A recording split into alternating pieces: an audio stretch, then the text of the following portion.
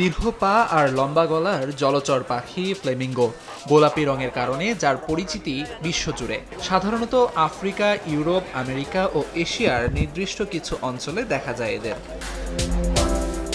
ফ্লেমিঙ্গোর সবচেয়ে বড় প্রজনন কেন্দ্র দক্ষিণ স্পেনের আন্দালুসিয়া অঞ্চলের মালাগা প্রদেশে। তীব্র খরায় 2 বছর বন্ধ থাকার পর আবারও অঞ্চলটিতে শুরু হয়েছে ফ্লেমিঙ্গোর প্রজনন। স্থানীয় সময় শনিবার লবণাক্ত হ্রদে হাজারো ফ্লেমিঙ্গোর প্রজনন শুরু করে কর্তৃপক্ষ।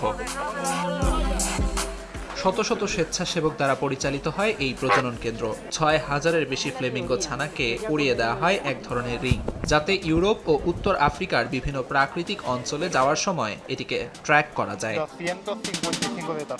বিশেষজ্ঞরা বলছেন, দক্ষিণ স্পেনের এই বৃহৎ লবণাক্ত হ্রদ ফ্লেমিঙ্গো প্রজনন গবেষণার সবচেয়ে গুরুত্বপূর্ণ স্থান। তবে ভূমধ্যসাগরের জলাভূমিতে খরা এবং পানি নিষ্কাশনের মতো বিভিন্ন হুমকির বিষয়ে সতর্ক করেছেন তারা।